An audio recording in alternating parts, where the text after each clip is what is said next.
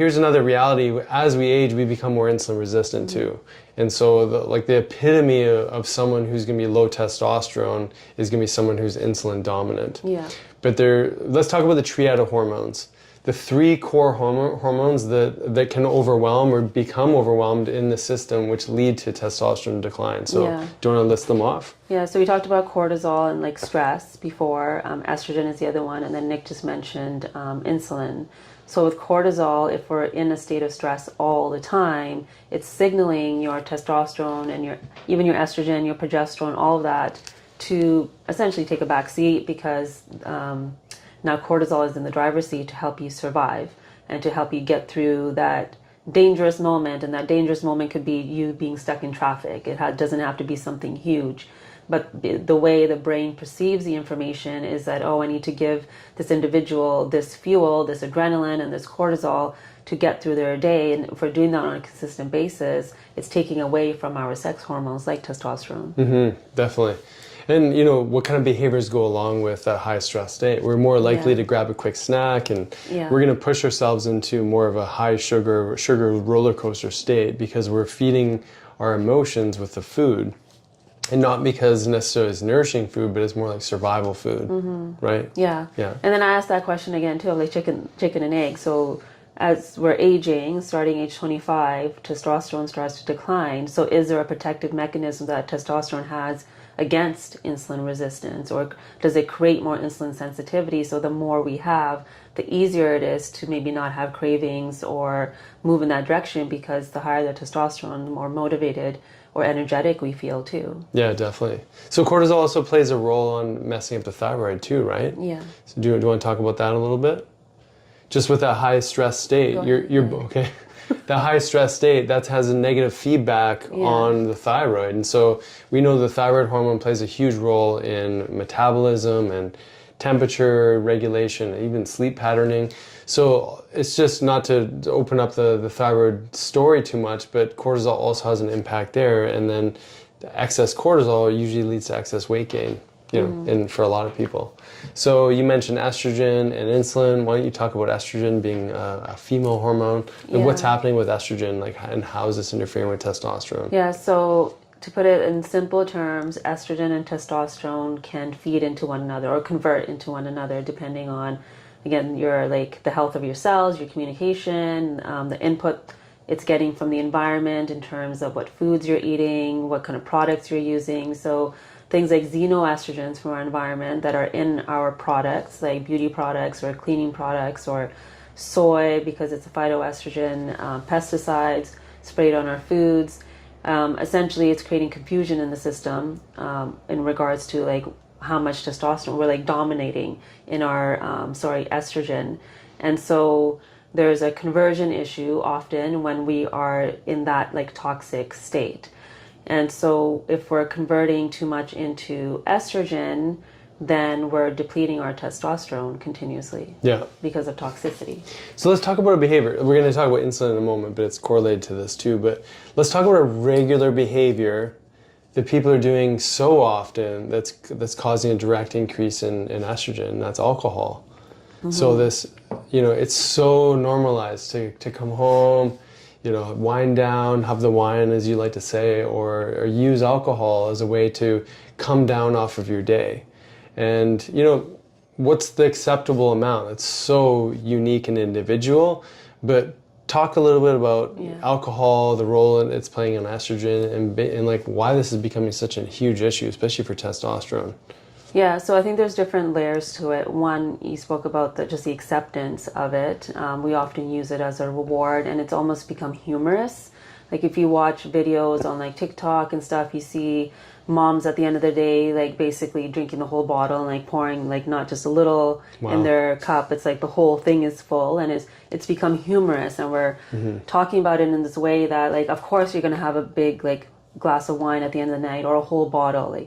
So because it's been so accepted, we don't realize the negative impacts that it actually has on our personality, on our energy, on our hormones, and then the next day, from sleep dysregulation to just how the body is processing our hormones now. So specifically with estrogen, we've talked about the importance of the liver in regards to estrogen detox. So now if there's all of this estrogen coming in from the environment, from the pesticides, everything that I mentioned before, it's our liver's job to actually regulate that estrogen in our system. So now if it's working extra hard to regulate the alcohol that's coming into the system, then it's the estrogen piece isn't a priority anymore.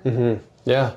And alcohol isn't necessarily sugar, but it behaves like sugar in the body. And then you get these massive spikes in insulin. It causes this fatty liver phenomenon, especially if it's consumed on a regular basis. And this is where there's individuality. Some of us are really effective detoxifiers of alcohol. Some of us are not. Some of us have nutrient deficiencies. We know we need certain B vitamins to metabolize alcohol, like thiamine, and we know that alcohol dehydrogenase, an enzyme, requires B3. So there's very specific nutrient deficiencies that happen when we're doing things on a regular basis and then contributing to this fatty liver. And we can also get fatty liver from high fructose corn syrup and way too many carbohydrates in our diet, or really high amounts of high glycemic sugars. There's lots of different ways to contribute. Even too much acetaminophen can cause fatty liver. So, when we look at things that we have to detoxify on a regular basis, that's going to contribute to this buildup of fatty liver, which is going to make us more insulin resistant, make us gain weight, increase that estrogen to testosterone ratio, and it's going to lead to a lot of the symptoms. So what does that mean? What do those symptoms look like? Yeah, so right away it would look like extra weight gain around the belly. So that's going to contribute then to just changes in our mood. It's also going to lead to the low energy. It's going to lead to then not having enough testosterone to get motivated enough to even go to the gym, but then get the results that we want from the gym because we just don't have that testosterone now. Yeah. We've got dear friends who drink regularly and then exercise regularly. And it's kind of like, if we're choosing these healthy habits for ourselves without really thinking about or having a plan for the repercussions, because it's, one aspect is that if we're going to implement it into our lifestyle, what's your recovery plan? I talk about this with all my patients. If you're I'm not judging you on your lifestyle choices, but you still need a recovery plan. Like, if you're going to go for a run, you're probably going to need some electrolytes, you're going to need some water, you're probably going to need to stretch afterwards. We have a recovery plan maybe for exercise. I obviously did not this weekend. You didn't have a recovery? No. Well, let's talk about that too. Yeah. But then we also have a recovery plan for maybe jet lag. And like, what is, maybe you plan to have an extra couple of days when you come back from a trip from Europe, for example, to establish, a natural rhythm again. But I think most people just think that I'm indestructible. I'm going to consume this alcohol, and tomorrow might suck, I'm going to have a hangover, but I'll get over it eventually. But getting over it eventually for many people is like 3-4 days, maybe it's an entire week. Yeah. And they go and do it again, and it's kind of like, when did you give your body an opportunity to start to feel good again? Yeah, and the other thing that we were talking about before was the depressive state that somebody can get in when they have low testosterone. So now throw in alcohol, which we know is a depressant. So now you have both things working against you. And I know Dr. Amen, who's all about brain health, he basically says a drop of alcohol is like poison to the brain. Right. And so, I know this isn't alcohol conversation or podcast, but it's those daily habits. It's those things that we think won't impact us today or in the future, but it's what we do every day makes such a lasting impact on our health, especially our mental health. Yeah. So the third hormone in the triad, which we've alluded to many times because it's such a huge one, it's inversely related to testosterone. So you can't have high insulin and have high testosterone unless you're pharmacologically injecting yourself with testosterone while eating the standard American diet. Right, which isn't a natural state then. It's completely not a natural state. So then do those individuals that are maybe taking steroids or doing even just bioidentical testosterone, if they don't change their lifestyle, do they end up gaining weight or getting opposite results? Well, I think this is a huge part of the reason why a lot of people on steroids and who are bulking up, using tremendous amounts of protein even to increase muscle mass. Like, there's only so much protein that we can utilize, say in a supplement or in the food, in order to take that down to amino acids and actually have protein synthesis in the body. And so when we're in this like high fed state, which also means high insulin state, and we're pumping testosterone in, it's a completely unnatural scenario. So we get huge growth factors, but also huge inflammatory signals in the body because of this high insulin state. There's some interesting information to show that people who are using steroids, high fed state diet, they tend to, we might see earlier cardiovascular disease and heart attacks and things like that. Hear about a lot of bodybuilders dying at a younger age because of this phenomenon of high testosterone, high insulin. Yeah. And there's a way to do it intelligently where you're not, completely counteracting these hormonal states inside the body. So, living an insulin-friendly dietary plan, you can still get gains in muscle size and whatnot by doing this intelligently without pushing the gas pedal down on insulin and testosterone. So, that being said, the opposite of that, or another version of that, would be someone with diabetes, type 2, where you're constantly stimulating this insulin response because of a high fed state, high snacking, high, very tasty, high carbohydrate foods that never actually satiate or nourish your body, but really just keep pumping the gas and insulin.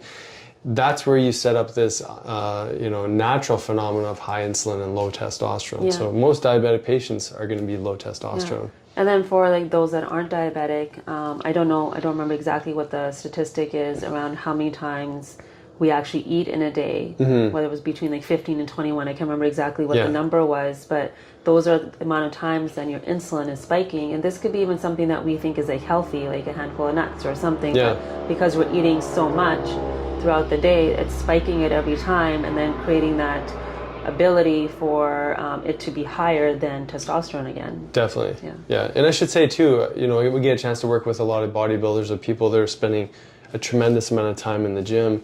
And I have yet to see, look healthy on the outside, people who look physically fit, almost all, I can't think of one where there wasn't a normal insulin level. They were all on the high end of normal, if not out of range. Right. So just to your point, it can be healthy. Right. Right? Like healthy. It could be like a protein bar every 2 hours, exactly. Or a protein shake or something like that. Yeah. And I think that's important because unless we know our metabolic health, unless we know our metabolic markers as in blood work, we have no idea what we're doing on a regular basis and the kind of impact that's having on our body. So we've experimented with different things, with blood glucose testing or fasting insulin, continuous glucose monitors.